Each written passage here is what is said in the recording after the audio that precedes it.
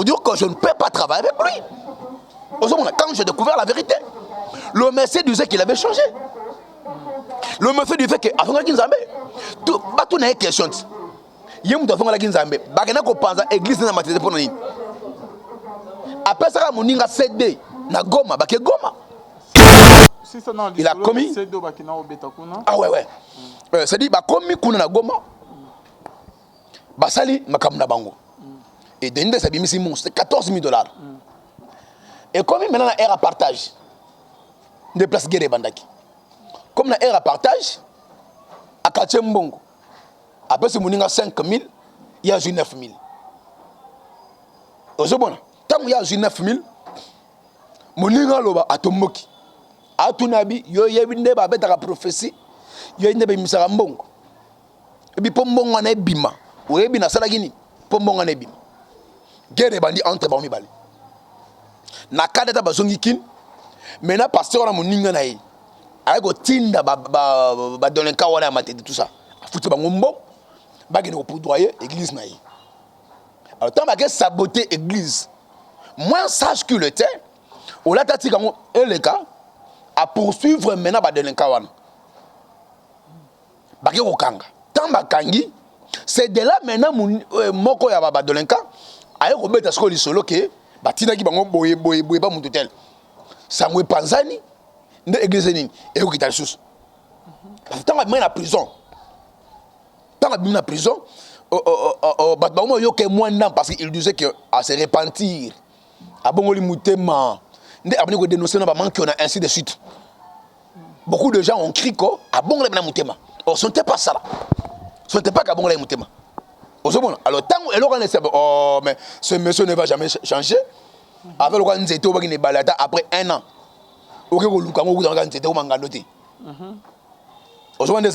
C'est comme ça maintenant parce que dégoûter les choses. OK. Donc moni abambani maintenant a joué batté à osala nin. De pas ami bongwali a comme nos comédiens. A comme dénoncer. A comme comédien papa. A dénoncer makambo. Je vous dis que c'est un comédien, il faut de la comédie. Hein? Bah faux miracle. Le monsieur dénoncer.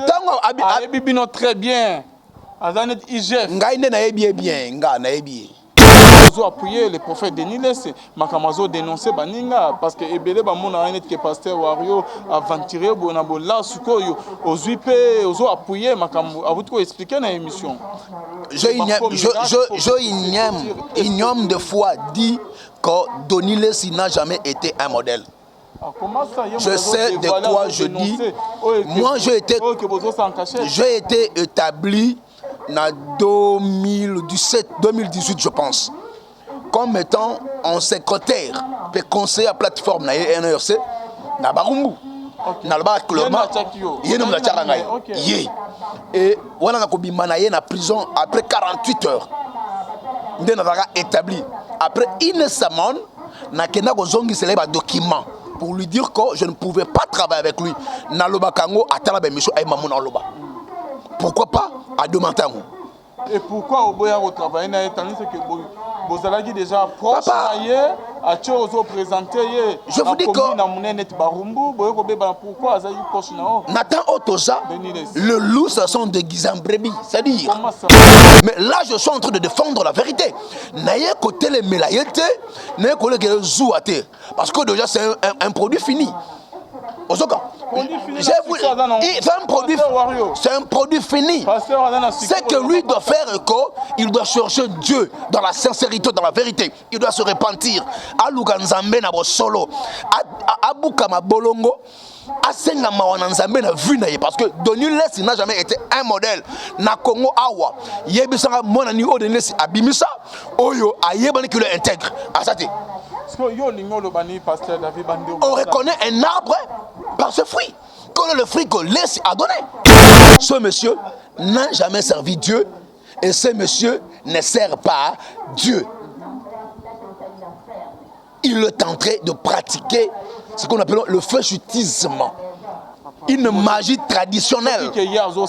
Pourquoi toi tu as travaillé avec lui? Tu n'as un zondo, tu n'as un zondo, tu n'as. Tu as travaillé avec Denis Lesse. Nous avons dit que moment où tu travailles, nous avons dit que et bandaka parfois n'a pas faux miracle. à côté mankiona à côté CD mais au travail après il y en a que bosimba rappé basimba na travail na été lokola pasteur na quatre église na non plateforme représentant ya na qui conseiller peu secrétaire voilà il représentait à mutu mususu. OK, vas-y. Vous comprenez? Shalom, shalom, bien-aimés dans le Seigneur. Un grand merci à vous tous qui êtes connectés sur notre meilleure chaîne de la Lola, la voix céleste. Et si Bonzambe et Kitarana Loye Mona Malwape na Misala Bonzambe na Bonzambe Lola Ezofuta Simananto ya Kolobake Nzamba Boeto Kwaye Lisusu Wapi na Manso Azo Saïlabiso Elongo na pasteur Fezamisia la bouche autorisée de l'Éternel depuis Zurich na Filo Mukwaya Motema ya Bivens de Homo depuis Londres pe na Maman Gisèle Luke le motema papa Emmanuel et na Boston. Bonzambe na Bonzambe Yesunde Mosuki Sileman ne triomphe jamais. Tozali na émission Leona moko ya ba pasteur ya ba prophète omeko soana ye boza connecté ya coucou et ko bimana mposa na émission lolo. Shalom papa David. Shalom papa Levin. Bonne santé. Nzamba zo batela. Kala okima biso papa. Tozali makambo. Ouais, tozali. Lilo bana bande bazola no pasteur. Nzamba pambola biso bana Nzambe bisika tozwami ngolo Nzambe ebila ba vie na biso ba activité na biso. Merci beaucoup. OK, voilà pasteur David ozali na kati ya église omoni makambo tozo le kana na kati ya corps du Christ ba miracle ba prophétie ezobimatke ezali ba fabrication cop CD mankiona tomoni pe Deniles koleka ko dénoncer ndenge nini a découvrir ki ba vérité ya ba pasteur o nyonso tout bazo sala ba fabrication ya miracle abenga ki ba proche na ba on ba expliquer ki ya on a dénoncé réaction non par rapport ya profession yo wuti kolekana et pande ko na biso Joël o ya pesa ki prophétie ya ba chambre ba hôtel et c'est les qui n'ont avec précision ya ko benga na téléphone ya komona ba mbongo ba méga ezokota na téléphone ya suka oyo ewuti ko salama lisusu ya ndeko moko evala oyo abimi ke ba délivrer azalaki féticheur après mon mobile en baluka lobiki eza nango bongo te et bimi ba makambo ebele ba émission ezo salama ya moi mingi na mboka na biso Congo réaction na ko zandeni église ya Congo eza wapi eza na nzela malamu to église ya Congo ezo kene na kokufa. En tout cas, merci beaucoup papa Levin na motuna o tuninga. Webi suis parfois tous les cas na ba émission peut-être le gens au bazana bandaku ba comprendre kabisoté. Nous sommes là que pour défendre une cause. Cette cause c'est la vérité qui est Christ. O yemoka lobi dans Jean 14, abi je suis le chemin, la vérité et la vie. C'est-à-dire que celui que nous défendons c'est Christ. Si nous sommes serviteurs, il y a Yesu, nous sommes appelés à défendre cette cause jusqu'à la fin. Alors, nazokota na quelque chose tout ningai. Vous savez, ce déplorable que mona makambo boye, que déméré, que oumela l'église corps du Christ. Et na ina pengle lo moko. Ezako webi makasa nyonso na sena moi ya makasa. Mais makasa nyonso te nde baliaka. C'est-à-dire, biso tout bengami basala nzambe. Biso nyonso to ande mokote. Chacun connaît son appartenance, chacun connaît son origine, chacun connaît son attachement. Est-ce que naza ya nzambe toté pour preuve parce que lui-même Christ a dit que après moi beaucoup viendront à mon nom. Ils prêcheront, ils feront de miracles plus que même moi. Mais faites attention à yangaïti. Le lot, tout ça, après lui, parce que Christ en physique ne plus avec nous. Alors, par rapport, il y a Makamboyo, Bananzambe Biskabaza, et Sengeli, Bazala, na moi, Mayele, na moi, Bokebi. Parce que ce n'est pas tout le monde ou aleki na kombo Yesu, nde Sengeli Oyokaye, nde Sengeli Okangama. Merci beaucoup. Nafraka clair na ba mission précédente. oyo nasalaka nalobaka clairement que Francis Joël Tatou n'est pas un serviteur de Dieu. Là, c'est vous qui le dites. Je sais de quoi je dis.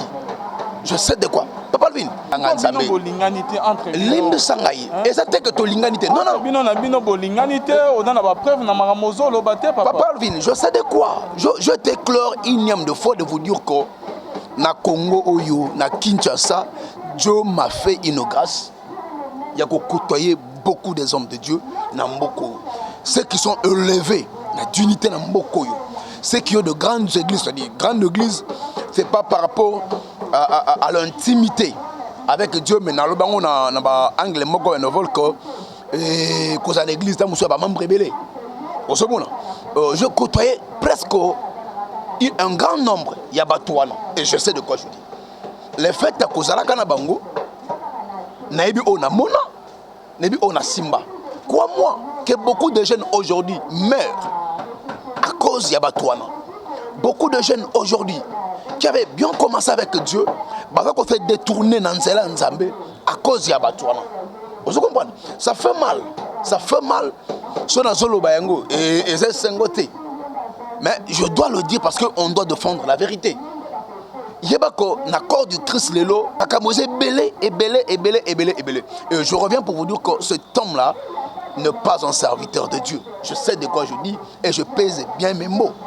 Donc, quand on a 6 jeunes à Bissot, mais quand on explique Bissot, makambo tozo ya ba manki on a ba fabrication ya miracle, ba CD, eza vraiment ya solo na quatre église ou comment? Oui, papa Alvin, eza oui, il y a un juge entre nous qui s'appelle le temps.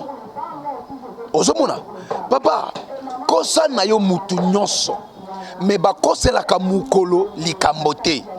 Ba kosa la katango likambote. Okoko sa sikoyo, mais crois-moi qu'après 1 heure, après 2 heures, après 1 année, après 2 ans, vérité, et qu'on finir toujours par quoi paraître. Yakobima. Ozomona. Ce par là, oh non, non, non, celui-ci, Mamando Sala, il ne le faisait pas avec Dieu. Celui-ci, Mamando Sala, il le faisait avec Dieu. Vous comprenez, papa? Donc, c'est ça là. Alors aujourd'hui, beaucoup de gens, koti nakacha œuvre, nakacha la nzambe, avec des objectifs qui ne sont pas divines. C'est-à-dire que quelqu'un qui est venu dans le corps de Christ, pas seulement pour servir Dieu, pas seulement pour une bonne cause, mais à côté de la nzambe, pour n'avoir présent, pour n'avoir posanaye, pour n'avoir intérêt naïe, au lieu intérêt yanzambe. C'est ainsi maintenant toujours vivre dans ma cambo. J'ai énième fois parlé ici dans ma cambo Kiona. Énième fois parlé ici dans ma cambo, il y a CD. Aujourd'hui dans l'église, dans le corps du Christ, CD Zali Mankiona et ça va changer mon combo et comme à Kasusula parce qu'ils savent qu'au peuple de Dieu c'est comme moi na Mankiona comment rebattre Kasusula.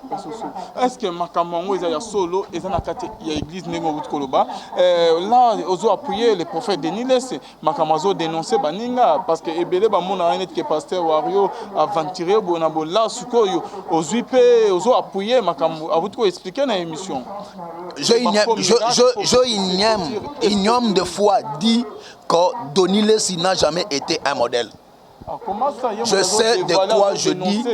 Moi, j'ai été établi en 2018, je pense, comme étant un secrétaire de conseiller à plateforme na NRC na Barumbu. Et voilà na prison après 48 heures. Nous avons établi. Après une semaine, nous avons fait un document pour lui dire que je ne pouvais pas travailler avec lui. Pourquoi pas à Demantango?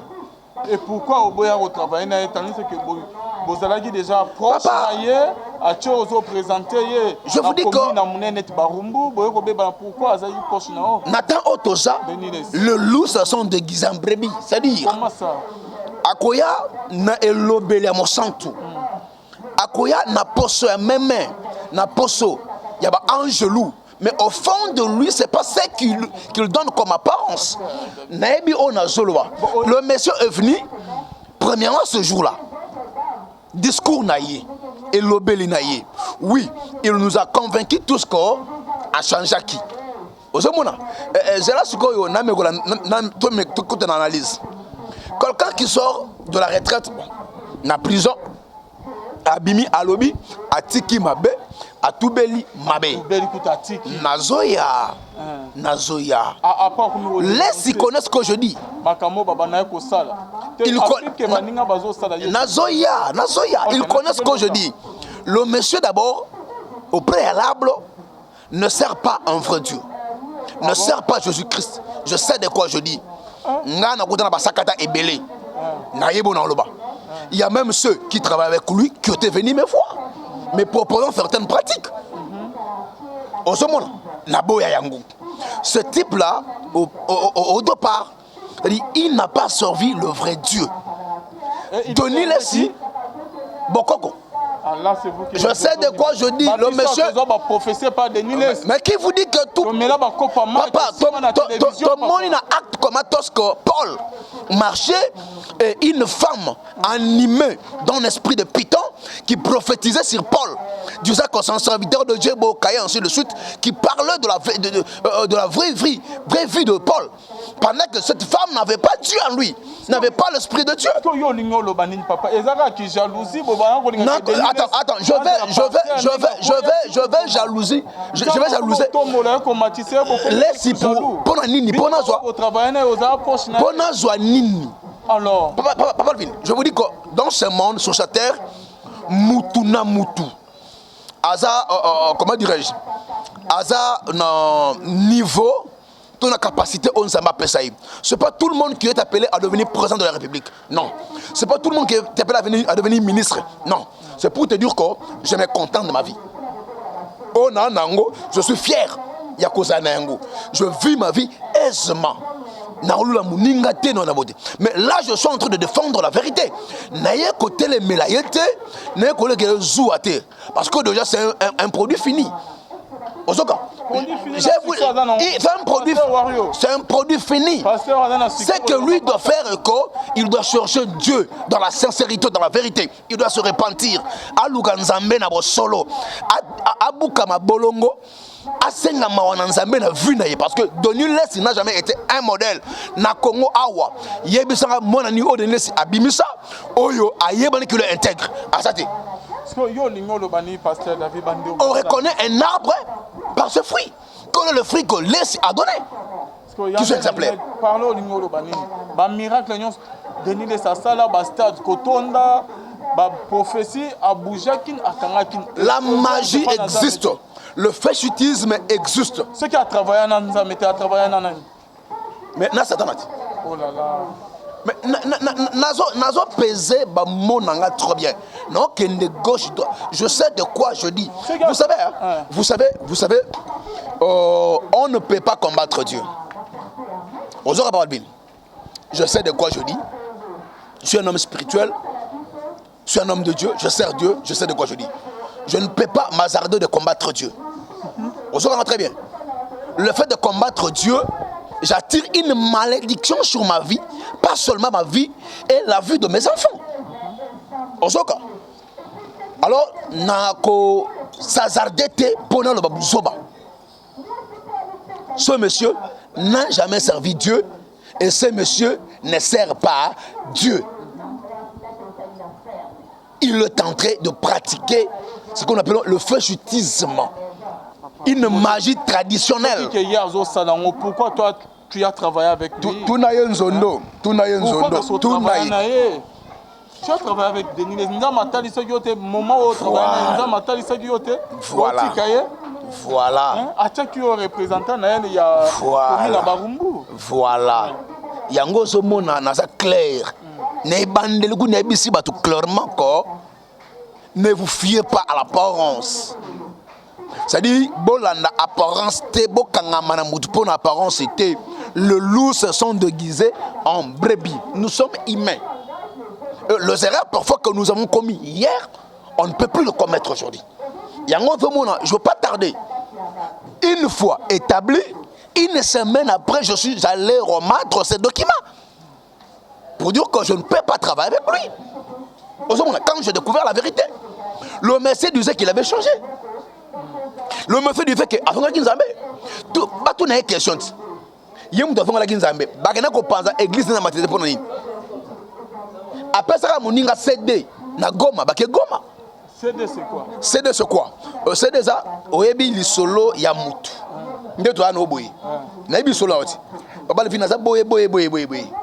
Après na zui pasteur mo songolo pakala, muninga na ngamoko na betele histoire na yo. Que tala omoniye, ava boye, c'est un journaliste, asala ka boye. Vous comprenez? Nous comprenons à là ainsi de suite. Alors, il y a maintenant, à pas na yo, comme si c'est Dieu qui lui a parlé. Et à expliquer vie na yo. Vous comprenez? Il va être différent de Mankiona. Mankiona maintenant, et ça, bah miracle fabriqué. Vous comprenez? Vous comprenez? Bah kobe souma na ba tout. Bah nyoka, bah mbisi, bah magorodo. Vous comprenez? Oh nganga tout beli nganga bongami. Bah monter scénario morceau songolo pakala. Bah monter scénario et bah bimisango comme si c'était du miracle. Ok, montage. Oh natambola raté naza avec de moni montage. Montage papa nangai. Au moni teke ndeko yo Francis Joël. Mounou elegité. Mais ce qui nganga muta tubeli. Mais le même nganga l'église sous a réclamé 15 000 francs wana. Balobi ke d'abord faux pasteur au bazo combattre Francis les bazasima ya Eva nganga wana ke abebi sa réputation musala ya Francis. Yo moko sakoli moto d'hôtel qui gagne le songolo pakala. Après au leki les sous pour justifier prophétie na yo. Tu vas gagner quoi derrière? Non, toi tu as fait l'œuvre de Dieu. Tikan Zambé azo esikanaï.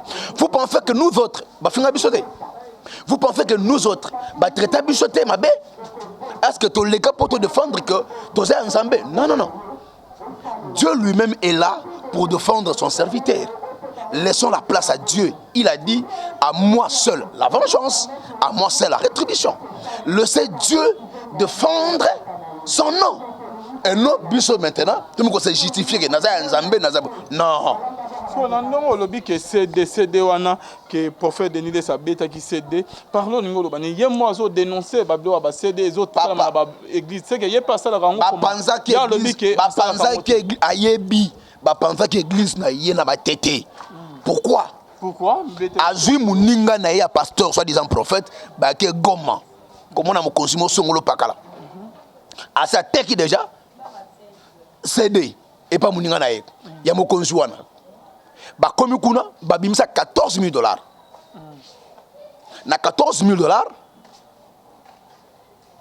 tant ba zongi non muninga ne amema ki denilesi. Muninga denilesi amema denilesi. Tant ba kombe bimisi mbongo. Amema ki pourquoi? Amema ki ba bimisa mbongo te. Abetele li solo ya. Abetele li solo. Ayi na posa ba bimisa mbongo. Et pas mo konsuana. Maintenant abetele li solo que tant au koma kuna sakola boye. Le roi Bigeno de Niles est expert dans ma cambouana. Il maîtrisait très bien la scène. Tant que ba commis. Et crois-moi que Robim Sambongwana est na force ordinaire. Il y a aussi une puissance derrière ça. Ma cambouze est belle. Il y a beaucoup de choses. Beaucoup de choses. Les autres, force la domination. Il y a un moment où il y a tout le monde a fait Moutou a semé Moutouka. A semé le pasteur Moutouka. Mais après une semaine, il y a semé Moutouka. On a dit sur Moutouka. Tu comprends? C'est-à-dire que Bazoua qui est en haut, c'est-à-dire on est baladé Pongi. Tant Azui, il y a Tika la Soutouki maintenant. Et Moutouka. Domination, je suis clair. Basimba Kabakisi. Mais au travail, il y a un Bosimba. Basimba, na travail na été local pasteur na quatre église non plateforme. Représentant y a na qui conseiller pour secrétaire. On va y représenter dans mutu mususu. OK, vas-y. Vous comprenez? Au moins, mutu aye. Mutu kanangai. Guerre bandi. Ba funda na katina ba parquet. Donc au dominé après aye go sutu après. Mais même dans ma poto, il y a des gens, pasteur Abengé Boye, peut ça autant. Au moment où tu as mis Simbongo, à tiner le pasteur. Après, à regretter, mon week-end, bon, n'engagez. Et avant, on appelle, comment on appelle pasteur, à un peu sur la fonte. Excuse-moi, il y a domination, bah dominer, tant on ça pour la peau nayo, et l'autre tout à cause de c'est ça. Voilà pourquoi je suis en train de parler sur le fétichisme et la magie au sein de l'église corps du Christ. Je comprends pas. Voilà pourquoi je parle de ça là. La carte à corps du Christ. Il y a beaucoup de réalités. La corps du Christ. Lolo, c'est pas celui, c'est pas tout le monde qui se dit apôtre qui est apôtre. Non. Mais tout le monde dans Apocalypse 2. Comment est-ce que Nzambazo dans l'église de Fès. Abi, je connais ta persévérance. Je connais que tu as souffert à cause de mon nom. Je connais que tu as prouvé ce qui se disent apôtres et qui ne le sont pas. Et tu les as trouvés menteurs. Ça, c'est Dieu qui dit. Il y a de cela. Autant qu'il prophète, apôtre, pasteur, évangéliste, docteur. Par apparence. Mais dans le ministère, ce n'est pas ça. Il n'est pas ce qu'il porte comme titre. Aujourd'hui, est belé. Alors c'est là où maintenant, Mbutu et Kotina Katia et Langa Yanzambe. Ce type-là, je suis clair, il n'a jamais servi Dieu et il ne sert pas Dieu. Tilelo. Oui, qu'est-ce qui se passe? Denis Lessi a commis beaucoup d'abus. Il a commis. Ah ouais. C'est-à-dire, il a commis Kuna Goma. Basali Makamna Bango. Et Denis Lessi a mis c'est $14 000. Et comme maintenant la air à partage, de place Guéré Bandaki. Comme la air à partage, à Kachembongo. Après ce moninga 5 000, il y a 9 000. Aujourd'hui, tant qu'il y a 9 000, moninga loba atomoki. Atunabi, yo yebinde ba beta prophétie, yo yebinde misara mbongo. Et puis pombongo na bima, ou yebi na sala gini, pombongo na bima. Guerre bandi entre ba mi bali. Na kadeta bazongi kin, maintenant pasteur na moninga na yi. Avec au tinda ba dolenka wana matedi tout ça. Foutu ba ngombo. Bagene pour doyer église naïe.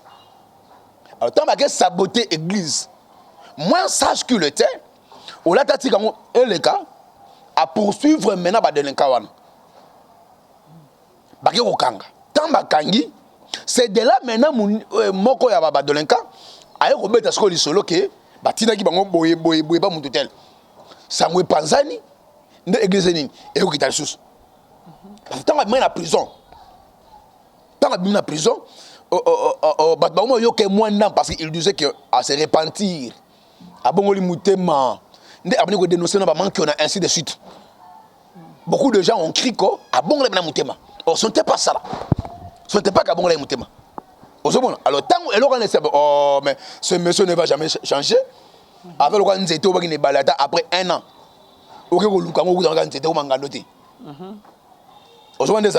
c'est comme ça maintenant parce que dégoûter les choses.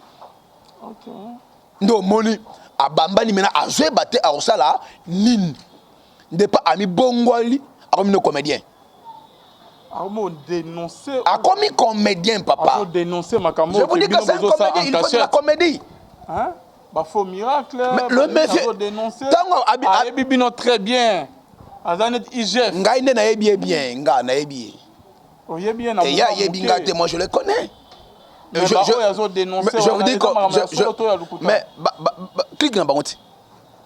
Comment ça clique? Je vous dis. Et il y aura ce que Nani Francis Joël Aibi d'NSD. DNSD Francis Joël. Clique dans Bangote. Oh là là. Des escrocs en cravate. Pasteur David, Bandero Bazola Nabisolobi que Denis de Satikayi ko servi Nzamete. Puissance soit zain nango masakoli ba miracle ba plein wana. Ezalaki Yanine. Betali solo ya Jérémie Mayemba. La vraie claire on a expliqué. Dans la jour oyo Mayemba Koufi. Ozomona. et au jour ya baki nukunda e ba pasteur ba ya tout tu parles biso le qui s'est na kibila il était présent ce jour là cérémonie et seulement parce que Jérémie Mayemba master adapi masa Denis non oya prophète il y a prophète OK dans la zoloba na kimie pas Mayemba pona zonge pas Denis lesite OK vas-y si ça ozomona c'est-à-dire papa na biso Jean Oscar kibila azalaki ozomona cérémonie pastorale sili ba chef coutumier ba se présenter ba bi ya bino a pasteur pesanini bosali ya bino comme ce tourne biso tout ça la paix à biso pour te récupérer au ya biso tout le monde est étonné ce jour-là ozomona mais lorsqu'il servait dans l'œuvre de Dieu les gens savaient que non il était de Dieu il servait Dieu papa nanga na belelio na likonzi ya moto papa nanga na belelio Yesu kita yo sala tu comprends batomba c'est ça za batomba nsamba basakoli bantoma ya basakoli wamajinde baba wamajinde donc on se comprend pas bien c'est à dire tant akufi et nde bat ba ko mona skoyo il a été makambwana tant akufi tozonga lisolo ya tant akufi pasteur David nga pe na assistant na ba séminaire mususu ya Jérémie Mayemba eza na ba imika awa ezalaki avant sakola lolo ezobima ke o asima bakisi a travailler na bakisi abanda koyema nzembo wana jamais na cha wana tika obelela ba démon bana ba obelela nzama batomba nzama loba nzama basakoli onction matin akomi ko sakola avec précision azo pesa na ba kombo ya ba famille na bino na makambo wutu ko sala kombo ba numéro avec précision yozolo ba keza milimi musu mais abanda koyemba avant sakola zo belela nzambe ya basakoli non limbi sanga question ezalaka ya yo réponse ya ngai maintenant tuno question moko lelo yebi teke nganga asimaka bible yebi teke ndoki asimaka bible yebi teke magicien asimaka bible vous comprenez agangi pe au nom de Jésus c'est pas tous ceux qui crient au nom de Jésus de baza Yesu non vous comprenez non naye awa pona ba compte à rendre peut-être les gens peuvent mal juger ba propos na ngai je suis clair que nous sommes en train de défendre la vérité que Christ ozomona lelo busoba ekoti tellement mingi na corps du Christ et lelo foi il y a batu ekiti il y a de cela même lelo balingi soko sambelati à cause ya banti valeur wana o bakoti na kati elanga tata pasteur tango akufi Jérémie Mayemba ba chef coutumier ba se présenter non azalaki ya biso tebe kozwa o ya biso ya bango comment mais il est aussi chef coutumier pasteur prophète mais na ba musu baza na ba bon marché chef coutumier côté historique boîte historique wana pasteur moi ça qui parle chef coutumier mais je vous dis que makambo c'est belé ah pasteur oya muluba wana oya comment obeta ba plein ye wana OK mais c'est un chef coutumier flambeau OK na mona bo donc il y a beaucoup je vous dis il y a beaucoup de choses yo ye bien ndeni kaza chef coutumier oyebi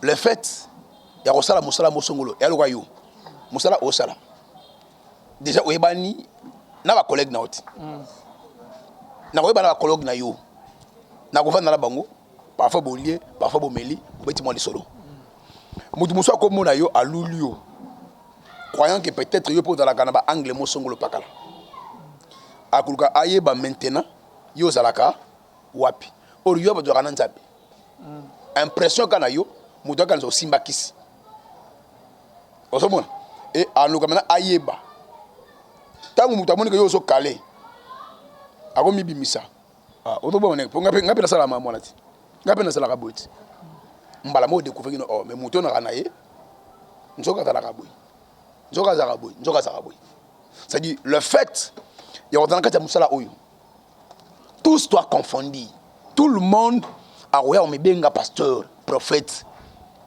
et ça passe oyeba ki ozara ya nzambe te ozara ya nzambe na kati ya kovanda kokende ba conférence tokutanaka ozomona eza teke no conférence oyo esalemi ka bapasteur ya nzambe te oteka bapasteur ya satana te tous tokutanaka autour d'une table parfois tolié ensemble ozomona et créer intimité mo songolo pakala na kati ya baintimité wana c'est de là on découvre que non, ah non, lui n'était pas avec Dieu. Tu peux dire histoire nette, il y a jeune prophète, un vieux prophète. Le vieux prophète n'était plus avec Dieu. Mais le jeune prophète côtoyait le vieux prophète. Au second, il y a beaucoup de choses dans l'œuvre de Dieu. Beaucoup de choses dans l'œuvre de Dieu. Il y a un moment où ce n'est pas quoi, parce que ngana lekiawa nazolo baboye ndebondimike je suis avec Dieu. Non. Tozo en sauce ko ya Jérémie na matanga na ba chef coutumier baye balobaki nini. Mais babike na tour na bango pe ba pasteur bosala bino cérémonie bosilisi et comme pe tour na biso. Pour avec un pasteur te avec pe biso. Te pe ko récupérer o ya biso ezala kati na ye. Nini ba pesa ki. Mais bokokoti. OK. Aina bokoko na ye. Betona lisolo. Et les cas qui n'ont pas commencé à niveau wana papa yé OK azalaki na nzambe kokene papa Lvin il y a un caractère que j'ai toujours dit le voyeurisme le voyeurisme c'est le sentiment d'avoir la chose qu'on n'a pas la possibilité d'avoir de posséder le lot batu ebele bakoma na motema kolula ozomona alinga yeba akomanga lo wa yo ayeba lo wa yo asa l'appelle lo wa yo or yo ne bose lo moté ole mutu atika na oyo nzamba bengela ki ye maintenant akomono nzambe asala ki mabe ya ko pesa o apesa ki wana akomono la moninga ndi mabe kotaka wana c'est de là au monisco mutu akotaka banzela mosusu po akene ko simba akene ko zwa ozomona et bandaka parfois na ba faux miracle a koti mankiona a koti CD a monique et simbate a ko betango me force mbongo ezati ozomona a faire rendre compte que a oska la kaka stationner sikamoko pas forcer la nini a simba pour permettre etango lo bala mutu andi mambala moko ngana sina mona na kota na mutuka boye mère moko na kati amonika pasteur azokota o ateka na biki na biso akotika na kati boye mama kita de na okota mais maman yo aboyi ne pasteur à côté aboyi ne pasteur à côté aboyi elle avait refusé à côté te bala nabi abi papa yo soka bi monsieur mbongo asongo mongo ata mongo programme obi misango oya surtout après mbongo sekei il est passé déjà. Vous pensez que cette dame, cet homme-là, abandonné Mbongo, n'a pété. Non, il y avait une force maléfique derrière qui se cache. Et bien, dans Mbongo, il y a beaucoup de réalités. Ce temps-ci. Aussi, ça a été. Bachar coutumier pesa ki Jérémie nini point ba comment travail mais non ko expliquer ça rapidement c'est-à-dire bazwa kié pesa kaye pouvoir ancestral le gola nkumu ya famille pe ya mboka ozomona alors maintenant pouvoir wana avada ko exercer ngo na musala nzambe voilà pourquoi même période mo abimisa ba ange ozomona abimisa ba ange na zo na imka ba ange on ba bimande mais tuna oyebisa yo net na zo bakanga ba porte ya nini ya porte abandi nzembo papa bokanga ba misu bosanga ba ange ba taba bofonga la misu boy mais ba ange ba bimana ba quatre coins à salle et les gens ont vu des anges. Parce que ange va dire ceux qui rouge. Histoire vraie. Histoire vraie, salement. Ba oya okima ba kimaki. Ba oya kotika la batika la ke ba osenga mena aba ange. Ba besa bango. Donc, profession a obéit avec précision, papa, parce que et dans la prophète Mongote jusqu'à présent, ok, na mona kosakola lokola Jérémie Mayemba. Ti lolo abimi na noté. Ezalaki ba kisinyo so wana ezalaki na ki bonzambete. Ki bonzambete papa, ki bonzambete. Mais mon abimisa ba angelu ya balati rouge.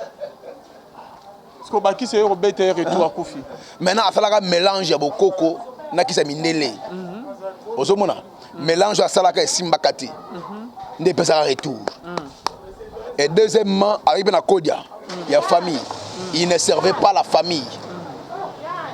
Ozomona alors nini abana osala et nini anosunga famille souté alors on a yemoko. Ozomona alors tango azola yemoko on kodia za la bongote. Tant aux gens il faut sur famille de nous sont des bêtes retour de mon assoukara bongo. Donc c'est de ça là. Okay. Merci beaucoup pasteur David. Mais les Jérémie Mayema les pasteurs adaki camarade ya prophète Denis Les bako babana ko kenena etina ba Brazzaville ko sala ba service ko sala ba séminaire kuna bango mi ba na Denis Les ko lo ba makama bo pe ce que pe Denis Les abana ko sala bukoko nengo wuti ko lo ba ko. Mais naza clore na ba mo oyo na lobia wa nga na banga na mutu te. Na banga nzambe na respecter mutu. Et là, je suis en train de défendre une cause qui est Christ. Et pour ça, là, je vais le défendre. Denis Lessi n'a bandé les sous. Ce monsieur n'a jamais servi Dieu. Et il ne sert pas Dieu jusqu'à présent. Alors, Atika Bavantir Wana. Mais tout n'est clairement expliqué. Tout n'est clairement expliqué. Asala boko ka basakata pona kosakola kosaba ba krina enyo so na bazondo ainsi de suite voilà tout ça et ça va pouvoir ya basakata nzondo ezani nzondo tuna eza elima moko azalaka de balé na bango tuna basakata ba expliquer yango so inga na okosa tuna basakata ba expliquer yo o ba utimboka ba biso na clairement makamna bango. Donc yetine azo dénoncer wana adan na vérité. Atika ko tromper vigilance. Monsieur, Bible dit on ne se moque pas de Dieu, tout ce que l'homme aura semé, il émotionnera. Tu penses que ozo kosa batu, que ozo kosa nzambe non. L'homme est facilement frappé par ce qui brille. Dans 1 Samuel chapitre 17 au Monico Nzamba Zoloba na Samuel que ne prend point garde à son apparence ni à l'auteur de sa taille, car je le rejetais. Vous les hommes, vous considérez ce qui brille à l'extérieur, mais moi je vois l'intérieur. Lui pense que les gens sont facilement emportés par l'apparence, par l'éloquence. Mais ce n'est pas Dieu. Donc il y a moi ça la même pratique on a pas installé là. Mais il y a moi qui dans la manque on a dit papa. Na ba cédé. Ti lelo. Mais il y a zo ba il y a ba on c'est la puissance en Nzambe. Soka lo bengo yebi bo ga ete bon ndima ete. Soka yebi o. Na ya sala ya ba prière. Ti kana yo papa sacrifice ya sambela prière na sala. Prière na sala yi. Donc ce sont les oiseaux de même plumage. Papa. C'est un aventurier en cravate qui donne l'apparence d'être un serviteur, un vrai homme de Dieu, pendant qu'il ne l'est pas.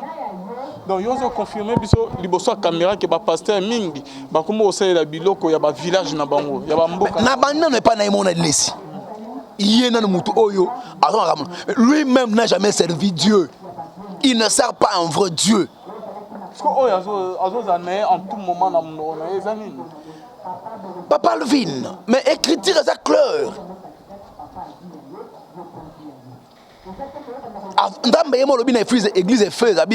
Je connais que tu as prouvé ceux qui se disent apôtres et qui ne le sont pas. Et que tu les as trouvés menteurs. Qui se disent apôtres et qui ne le sont pas. Qui se disent prophètes et qui ne le sont pas. Bazali. Mais quand il se dit apôtre, mais il prêchait qui? Il paraît de la part de qui? N'est-ce pas de Dieu? C'est aussi normal qu'il parle de la part de Dieu. C'est aussi normal. azoluka nde mbongo, azoluka intérêt na ye. Il n'est pas là pour l'intérêt du royaume. Il est là pour son propre intérêt. C'est comme ça maintenant au monde naïe, il ne sort pas Dieu. Papa, c'est que tout le banabiso qui nous a massé la ressource ou comment? Nani tous les miracles, les prophéties, bozo barak, eza bakis, ezali magie, non, je n'ai pas dit que tout le miracle. Je suis en train de parler de l'homme qui fait le miracle. Par qui le miracle s'opère.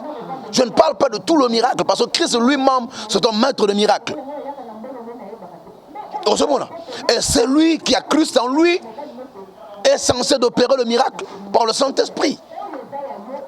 Vous comprenez? Nous autres, ça ne vaut pas la peine de témoigner de mon côté. Mais nous savons que Dieu existe, Dieu opère. Il a opéré au travers nous plusieurs miracles. Et vers le bâté. Parce que même nous autres, tu es bien noté. C'est Dieu qui passe et qui fait. Et pourquoi le pasteur rebelle comme à niveau que ça manque on en a cédé le biwana pour na ko gagner ni bangon ba bengami ba pasteur. Il cherche la gloire. Il cherche le succès, la renommée. Ba yebana. Ba mona na so baza bandani. Donc comprendre papa. Loko so mbongo yo. Mais faut qu'on le loko ozomona ko buzobe koti omoni moi c'est comme na mboa. Ozomona moi mobali na mboa. Tout ça pour na nini? Loko so ya mbongo kolula vie o eza yote. Ba pasteur ba communauté que entre bango. Mais moi je vous dis il y a de pasteur PD net moko dans la bon marché. Na sanza na otanga kombonete. Abimane na muninga na mobali. Ani muninga na mobali. Ozomona. Mon coup de pasteur mo ba hotel ko kangali solo frère. Il y a une grande église où il y a na matonge na Victoire Awa. Pasteur en paye banyate amateur il y a tant de la grâce hein. Donc pasteur moko ya ba pasteur out ko dénoncer ko bimisa vérité que pasteur wana sunara ya so mila ba ka ba mbongo ba $2000 ba bimana plus de 8 fois. Pasteur abimane na ndenge ya sima. C'est que eloko ezo régner. Oui, avec ko dénoncer. Donc eloko wana ezo régner papa. Ba pasteur ba comme ti na niveau ya robimana ba ninga ba collègue na ba pasteur na ndenge ya sima. Qu'est-ce qui se cache dans nini wana parce que tu regardes que ba kiss boko konengo utkolo. Et comme ce qu'on a ndenge et la dimension ou comment? Lelo le diable a plusieurs branches. Il y a pas seulement la sorcellerie, il y a pas seulement le fétiche, il y a pas seulement la magie, il y a pas seulement l'occultisme. Il y a beaucoup de branches. Un sorcier peut développer la magie. Bah pratique aux Andés mon côté. Un magicien a tapé na science occulte. Bah pratique aux Andés mon côté. Science occulte il y a plusieurs départements. Plusieurs sectes. Alors secte na secte, bazana module na bango de travail. Bana ba condition na bango. C'est comme ça maintenant les lots. Ma sola est comme la buzz. C'est presque partout.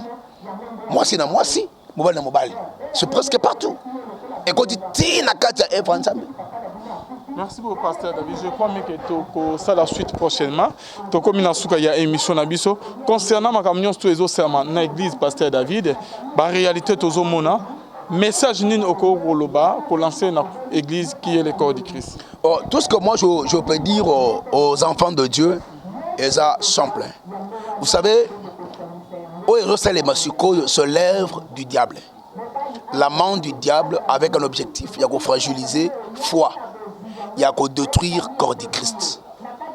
Bon, les matés, pour nous, les sextape, il y a tout ce que nous sommes pratiquer ma bé, ma mankiona, ma CP, ma cambouébele, ma jeu contre le corps de Christ. Bon, les matés, ce qui est important, nabiso nabino, tous attend, il y a ensemble l'anzambe pour na elanganaï, que Dieu intervienne. Dieu doit intervenir. Deuxièmement, J'aimerais rappeler à tout le monde que le temps est proche. Christ arrive. Il a clore dit dans Matthieu 24 que lorsque vous verrez l'abomination de la désolation établie dans le lieu saint, que celui qui lit fasse garde, fasse attention. Alors, tant qu'on comprend de Makambo, comprendre que Yesu azo ya lelo, azo ya kalamingite. Oyebi écriture est claire et loba ki boye. Vers le temps de la fin, dans la soif il y a maloba, elle loba. Parce que la vraie parole vous a sauté. Et ce que vous remarquez, bon, la vraie parole les a sauté. Aujourd'hui, on ne prêche que le miracle, le mariage, le voyage, ainsi de suite. Mais c'est difficile de dire que Jésus revient bientôt. Cette vraie parole ne plus courante.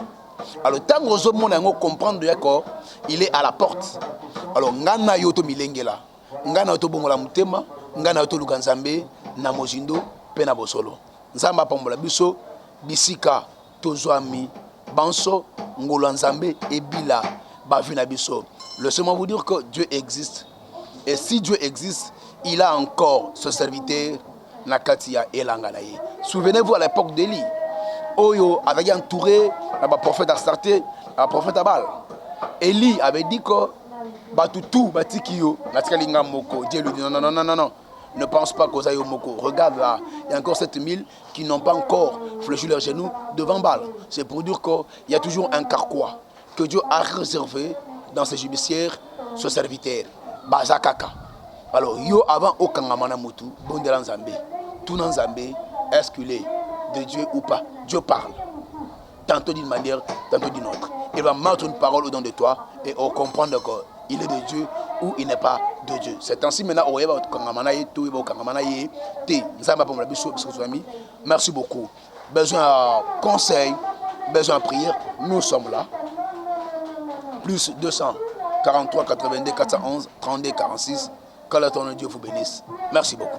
Merci.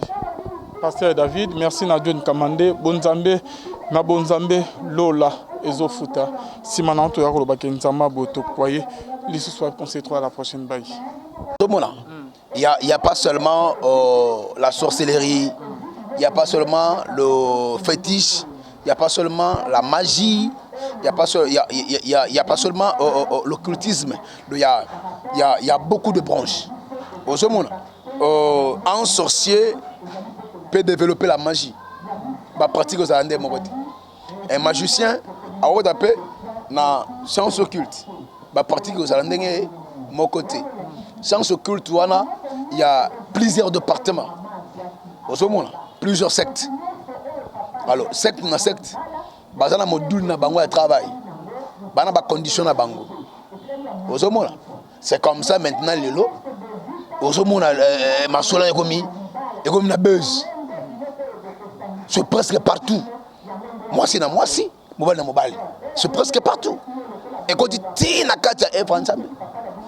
Merci beaucoup, Pasteur David. Je crois que ça la suite prochainement.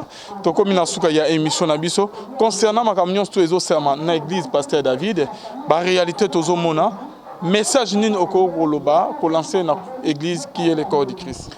Tout ce que moi je peux dire aux enfants de Dieu est simple. Vous savez, se lève du diable. La main du diable avec un objectif. Il y a qu'à fragiliser foi. Il y a qu'à détruire le corps du Christ. Bon, les matés, pour nous, il y a sextape. Il y a tout ce que nous sommes pratiquer ce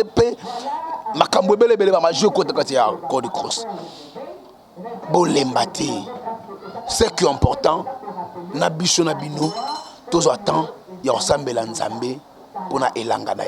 que Dieu intervienne. Dieu doit intervenir. Deuxièmement, j'aimerais rappeler à tout le monde que le temps est proche.